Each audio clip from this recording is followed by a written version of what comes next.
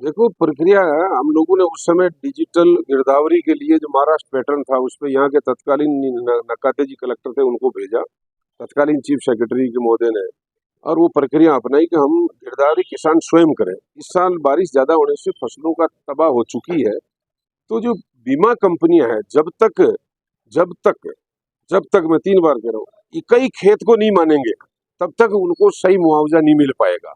हम कितने ही कुछ ज्ञापन दे लें, कुछ भी कर लें, इकाई जब ये भारत सरकार का काम है, जब तक इकाई जैसे मोटरसाइकिल का इंडिविजुअल बीमा होता है, उसमें नुकसान होने पे इंडिविजुअल प्रीमियम लगती है और इंडिविजुअल फायदा मिलता। किसान के खेत में जो बीघे पे नुकसान होता है उसको नहीं मिलता, उसकी पंचायत में नुकसान होता है। ऐसे ग्राम सभा को, गांव को इकाई मान रखा, जब तक इकाई खेत को नहीं मानेंगे तब तक पूरी तरह से मुआवजा नहीं मिलेगा। जहां सवाल रहा आपदा रात में, तो आपदा रात में गिरदावरी होने के बाद ही मुआवजा मिलता है। तो किसान जागृत होकर अपना मुआवजे के लिए अपनी गिरदावरी कराएं, स्वयं भी 50% गिरदावरी करने का अधिकार है और पटवारी भी करें।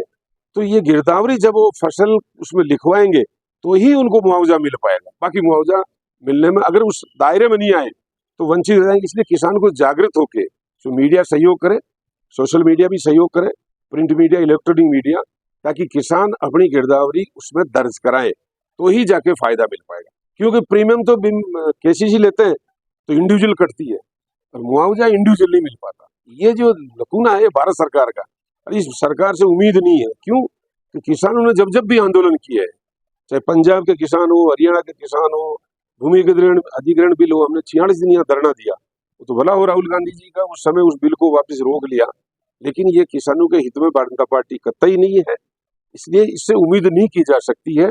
लेकिन जब भी कांग्रेस आएगी तो हम इकाई खेत को बढ़ाएंगे, तभी जाके पूरी तरीके से मुआवजा मिल पाएगा। फिर भी हमारा संघर्ष जारी है, जिसके माध्यम से सबसे अपील करूंगा कि वो लोग अपनी गिरदावरी कराएं ताकि उनको फायदा मिल सके।